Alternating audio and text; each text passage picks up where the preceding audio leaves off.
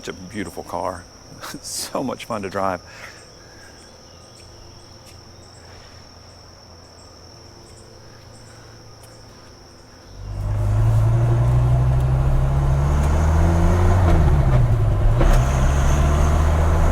A little morning drive in my 94 Viper. It's a beautiful Saturday morning. It's a little bit cool out, which is nice. The cool thing about this car, it is so torquey. I mean, I have a couple of 911 cars, and it's just a different way to drive. Now, this is my second Dodge Viper. I had a 2001 RT10, and that car was just amazing. And now this thing is just a little bit more rustic than my 2001. It doesn't have windows, it's snap-in screens. This one has an optional hardtop. Well, it's aftermarket. I don't think it came from the factory back then, but it is aftermarket, and I prefer a hardtop actually. I don't, getting older, I don't like to get out in the sun that much, but it does look cool when the top is off. And this thing has such low end torque. I think the 400 horsepower, 460 foot-pounds of torque, you can take off in second gear with no problem. And actually this car is equipped from the factory with an upshift directional arrow, telling you that when you come out of first gear, you need to upshift to second pretty quickly. I think I had a Z06 Corvette that had the same thing, and then I installed a skip link that you can bypass that. God, this thing hates to go slow. Hates it. People will call this car the Widowmaker, and it's kind of interesting. I mean, I'm not sure how many of these from 94 still exist. I think the numbers are pretty low. Production numbers were not that high. And because they're so torquey, people, even with these huge tires, people just didn't know how to drive them or didn't respect the car, and a lot of them were crashed. When I bought my 2001, the fellow who owned it, he lived in Chicago. He had bought it from an older guy in West Palm Beach, Florida.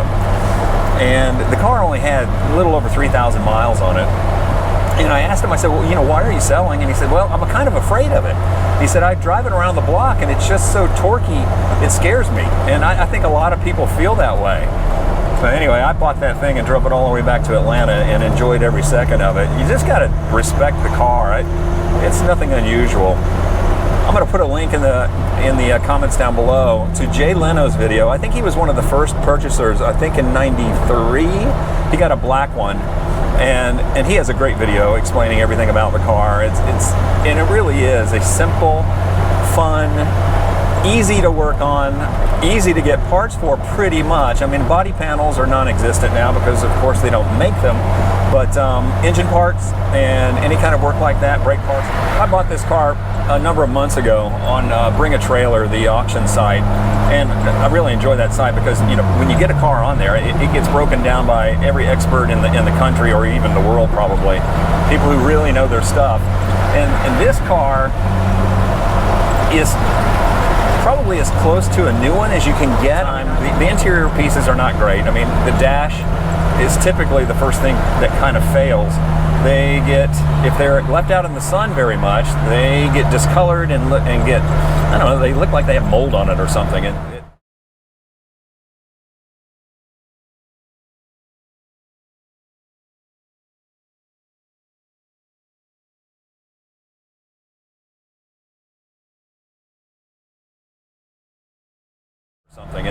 But the paint comes off pretty easily. Now, thankfully, the prior owner of this car had it totally repainted, and it looks fantastic. I mean, it looks like a brand new dash. So that is one problem area with the Gen 1 Dodge Vipers. But this one looks good. Everything in this car works like it should.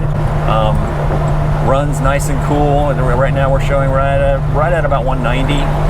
And it will pop up if you've got the air conditioner on, which, by the way, is the first year that the Viper came with air conditioning. It was an option. The 92, 93s did not offer that, which, as time moved on, air conditioning is a must-have. I live here in Georgia, and you just can't drive this thing in the heat.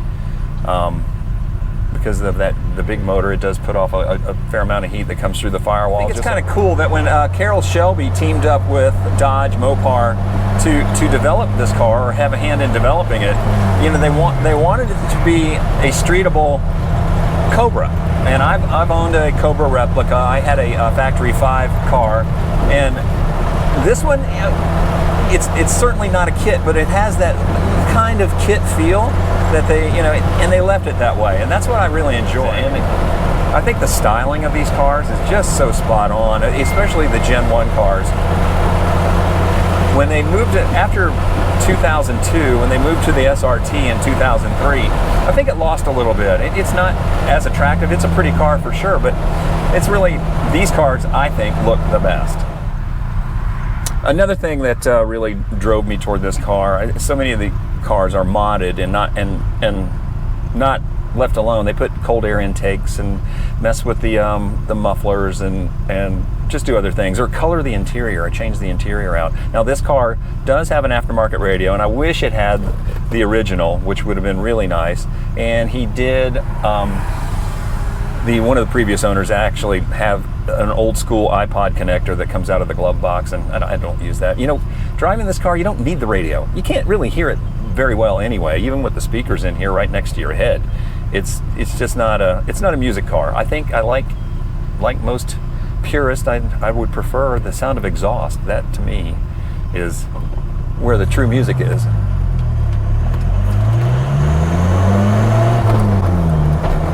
Great clutch, steering is awesome, shifts great. Now a lot of people will change out the shifter and put a short throw in it, but you know, the factory shifter does it well enough. And in fact, when I do buy anything that's a little bit modded, I do my best to get it back to the original. The original is good, it works. Here we are, my 1994 Dodge Viper RT10. It is very low miles, no modifications at all, except for the radio. Anyway, it's in fantastic condition, has an aftermarket hard top with hard side screens. Now, this car originally, as most people know, didn't come with windows. It's, you know, it's all a snap-in screen kind of situation. As you can see, they go down in the slots there. And so that's how you get in. Also, no side door handles, smooth outside, which I think is really kind of cool. I mean, they tried to make this thing as much like a Shelby Cobra when Carroll Shelby got together with Dodge and created this thing.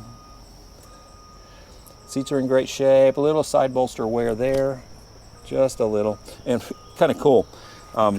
Side exhaust only on a 94. I'm not sure, I think maybe 96 they switched to rear exhaust, I don't know. But anyway, got this warning here, do not touch this area. It gets warm. Now it gets warm, but it's not going to roast you.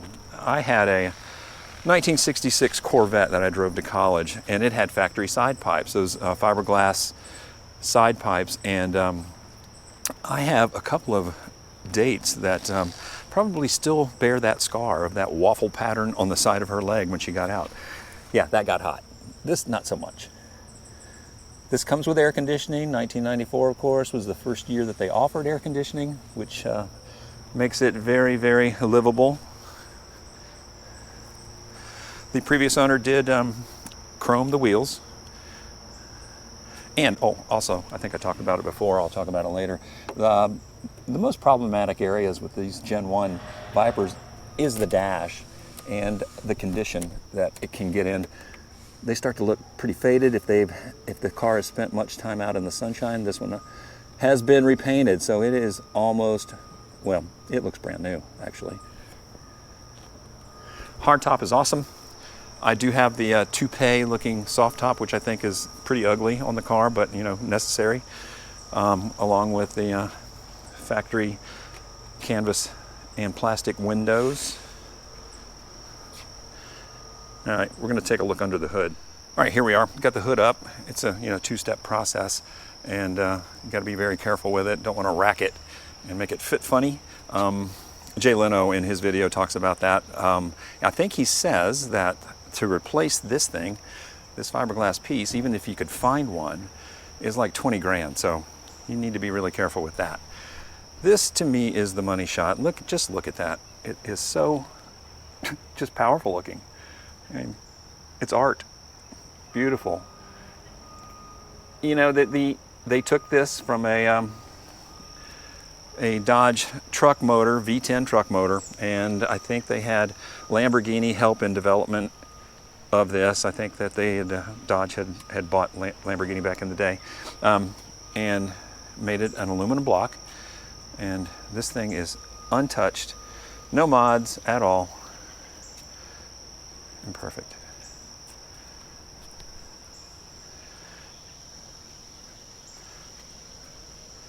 Just a classic view. Now the previous owner, if you have a sharp eye, you see this. These wheels are directional. So you see that is the correct way, that is the incorrect way, and I haven't gotten it into the shop or been in a position to get it jacked up and just swap them. They're not directional tires, so you just swap the wheels and put them on the right side. Anyway, the previous owner took it to the shop, they stuck them on wrong. He didn't realize it until he'd gotten home. The interior is in great shape. Every gauge works the way it's supposed to. Just a pleasure to drive, and I really thank the guys who had this car before me. They took great care of it. I see so many. Another really great thing that I really loved about this car when I was looking at it to buy it or bid on it, the underside of this car. I can't get under there because it's so low, but I will include some photos of the undercarriage. I think it was up on a lift, so we got some good shots of it. And the underside of this car is just as clean as the top. Just so well cared for over its life.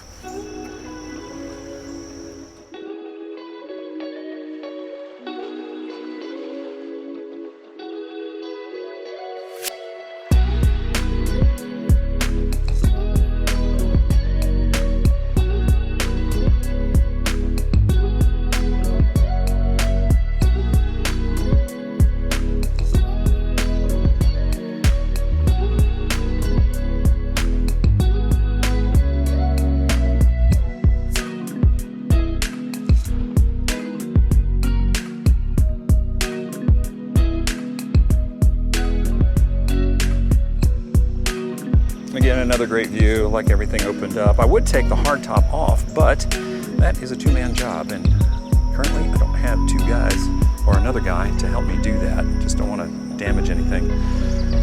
But I leave it on. I enjoy being covered.